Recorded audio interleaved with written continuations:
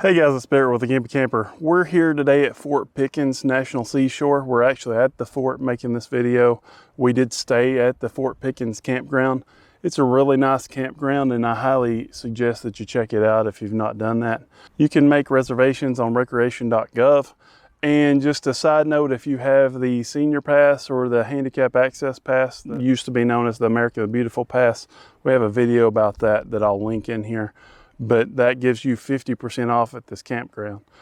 And so it's not a bad deal at all. And you're around some beautiful areas. Like the campground itself, you're not right at the beach, but it's within, depending on where you stay in the campground, it's probably within 1/4 of a mile to 3/4 of a mile walk to the beach. There's also a bunch of places that you can drive to, like the fort here, and you can park and you can just walk down to the beach or you can explore the fort. There's a lot of things to do around here. As far as Verizon service, it's not been horrible, but it's been between 1 and 3 bars, most of the time between 1 and 2 bars. It has been good enough to stream some video and stuff, just at times, but at other times it's been kind of intermittent. So a lot of you guys know that I like to camp more isolated. I don't like RV parks. I kind of stay away from the amenities and stuff like that. I don't even need a sewer hookup for no longer than we usually stay. We've been here for a week and I've not needed a sewer hookup. I have been going to the bathhouse a few times to take a shower to save on my gray tank. But you know, that's all part of the territory. And the sites here can be good and bad. It's a mixture of space, which a lot of them do have plenty of space, and then a lot of them also are very short and very tight and very close together. So at the end of the video here, we're going to, give you the better sites, the ones we recommend, like we always do. And just stick around for that if you plan on coming down to visit, so you know that you're going to get a decent site. Speaking about the bathhouses, some of the bathhouses do have laundry in them. The bathhouse over in Loop C has 2 washer and dryers. I think it's $1.75 with quarters that it takes to do a load.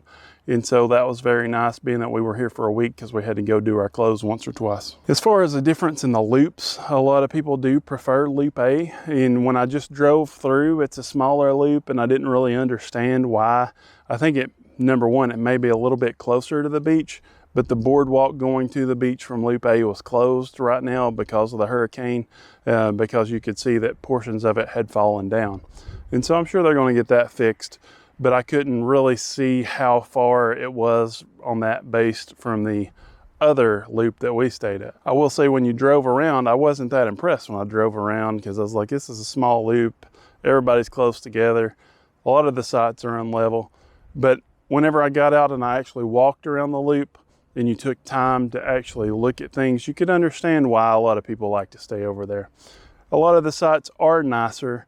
A lot of them do have a lot of shade. Now, one thing that I will say, if you have a larger rig, say if you're 40 feet long and you're 13, 14 foot high, you might have a hard time getting in under some of the trees. So you got to watch out for the trees around here. I did have somebody on our village tell me that they had to move sites 2 or 3 times because their rig was so long and so tall that they had a hard time fitting in. That's one reason that I really like my 29-foot fifth wheel. It seems to be kind of a sweet spot in size for me, as far as it's 12 foot high, so it's a little bit shorter than usual, and it's only 29 feet long, so I can still fit in a lot of places that you couldn't fit somewhere that's 40 foot long. Now, some of the cons that I have to say about the campground are that the sites are pretty small. Now, I don't understand why, but they only made these so long, and there's easy room for most of them just to add 10 more foot to it. And so they get kind of picky about where you park because a lot of times your camper's taking up most of the parking pad. Now, the rule, from what I understand, is that 3 out of 4 of your tires have to be on the pavement the whole time because they don't want you to dig ruts in the grass and this and that and the other. But I still don't understand why they just didn't make the parking pad a little bit longer in most spots.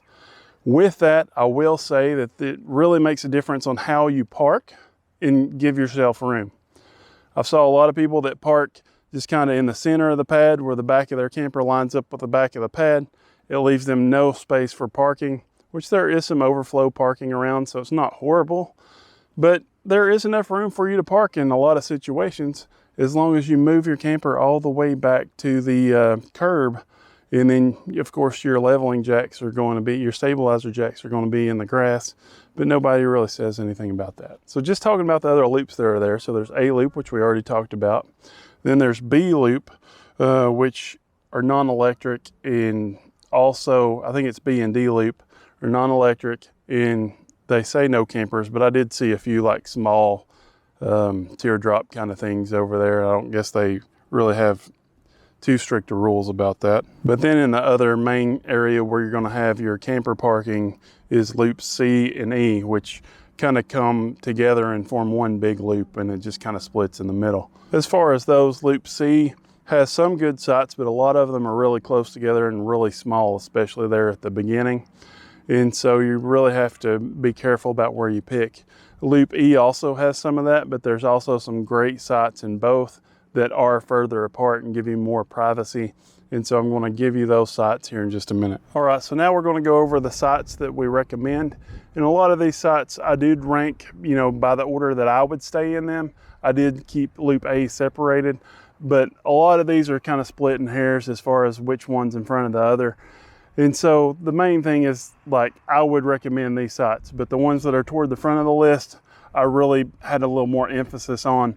And so you might want to check those out first and see if they're available. Okay, so as far as A loop goes, these are the sites that I'm going to recommend. We're going to start with A42. Now there are some tree limbs there that are kind of low, and so if you have a real tall camper, you might not want to stay there. But the reason that I'm picking this one is because it's right close to the path that goes to the beach. And so I think that that's going to be an excellent location, and it seems to have plenty of space and a little bit of shade. Then we're going to say A16. A4, A6, A7, A41, A43, A12, A14 and A15, A23, A30, and I'm also going to add A9 to that list. Now some that are a little bit shorter over there in A loop that are still nice if you have a smaller camper would be A1 and 2, as well as A24. Okay guys, so now we're going to go over to the other loops, and these I don't think are bad loops, and so I wouldn't recommend the A loop above them so much if there wasn't sites available. You're going to find some plenty of good sites over here, but this is the way that we're going to order them. I just left A loop separately because a lot of people do like that better, and the sites were a lot more shady and stuff, and I could see that helping a lot more in the summertime. So in the other loops, I would recommend site C1, C2, E58, E59. E58 and 59 look like they might be handicap sites, but I'm not sure on that. There weren't any signage there, but they are nice wide concrete sites that are near the bathroom, so I wouldn't be surprised if those were handicap sites. C35, E35, E34, E40, E64, C29, E3, E2, E1, E21, which is where we stayed for the week, E56, E29, E25, E53, C39, E43, E38, E27, E26, E32, E33, C44, E9. As far as tent sites go, there are a few that are better than others.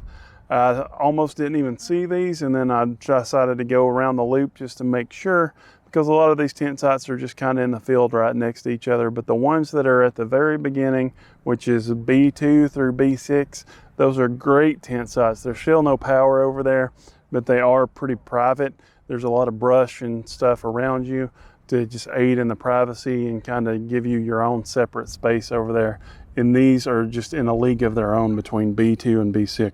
Some other sites that are good for tenting would be B10, 11, and 12, as well as D5 and D21 didn't look like bad sites either. Some specific sites that I would avoid through this would be A28 and A29. A28 appears to be pretty unlevel, as this motorhome here has their front tires lifted off of the concrete. And A29 has this tree that has pretty low branches, so I'd be careful with that. E61 also has a tree with some pretty low branches there, as well as A39. But really, that's the only sites that I have that I would say to use caution in specifically. I mean, some of the rest of them aren't that great, but most of the ones that aren't on this list, it's going to be because they're pretty close to the neighbors and they don't give you as much space. And so this campground didn't have as much space as I liked per se, but you know, it's a campground and it worked, and it's near a beautiful beach, and what more can you ask for? I mean, come on, they're going to get as many people in here as they can, right?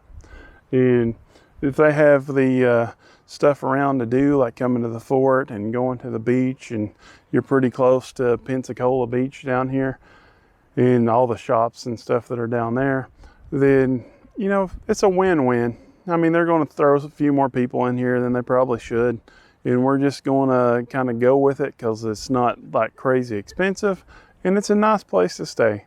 And a lot of the stuff like in the campground, I mean, yeah, it's a campground, and it's not like, oh, there's like the most beautiful thing ever, like right at your camper. You're not sitting on the lake or anything like that, but you are minutes from this. I think that